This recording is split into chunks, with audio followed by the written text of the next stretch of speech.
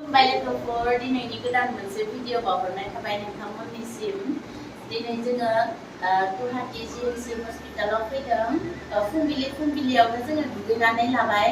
दुगैखांनानै देलायखांबायबो जोङो दसे बाहेरायाव थांनानै साहा लोंनानै फैबाय दिनै गथ'सा सासेनि माने अपारेसन दङ दिनै अपारेसन जागोन ना जाया 8टायावनो लिंहरखानायमोन रिपर्टफोरा थिग दङबाथ' अपारेसन जानोबो हानाय अपारेसन जायोबा दिनै आरो न'आव थांनो मोनगोन ना मोना नायनोसै स' लोगोफोर बिदिब्ला आंनि भिडिअखौ बयबो नायलांबाय थादो जोबजासिम नायनानै सोरबाफोर आंनि चेनेलाव गोदानब्ला साबस्क्राइब खालामना हो लोगोफोर लाइक शेयार कमेन्ट खालामना हो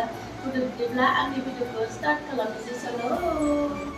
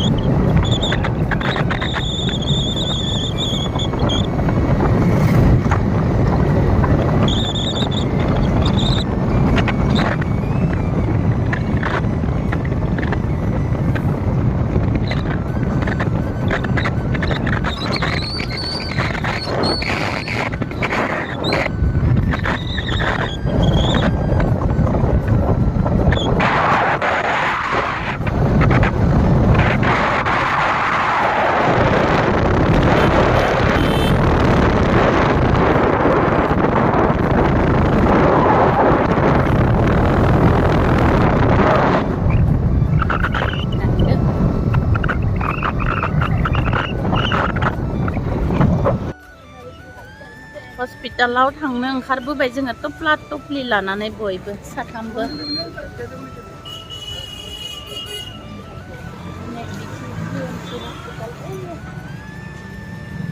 दा गेट खिनियाव देखायनोसै आं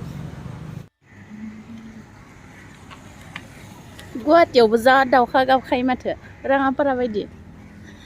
नैबो जिएमसि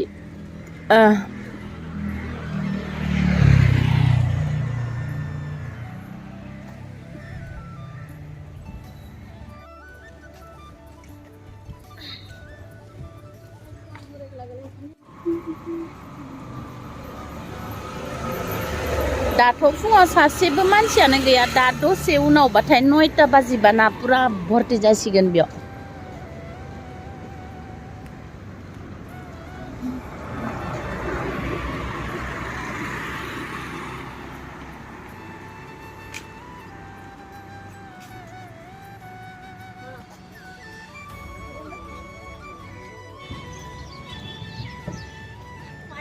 जोंना नैबे हस्पिटालनि ओइ उनथिंसो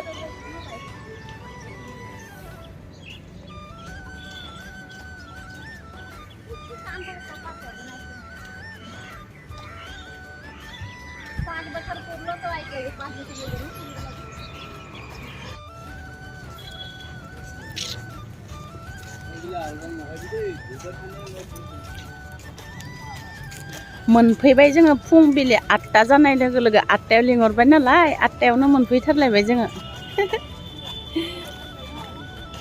मुन्जु हाय होन हाय गुड मर्निं होनलाय फोरोंबाय थानांगौ आरो ना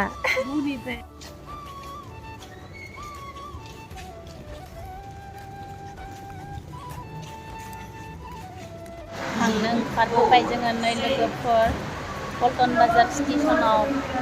ट्रेन नेनानै दोङो ट्रेन फैथ'वाखै जोङो CMC-निफ्राय फैफिनबाय जोंनिया सार्जारि अपारेसन जायासै एक्सराय आल्ट्रासाउन्ड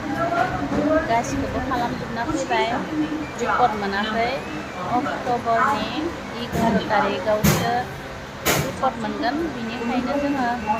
फैफिनबाय दिनै न'आव थांनो नेगासिनो दा स्टेसनाव थांनोसै लोगोफोर नायलांबाय थादो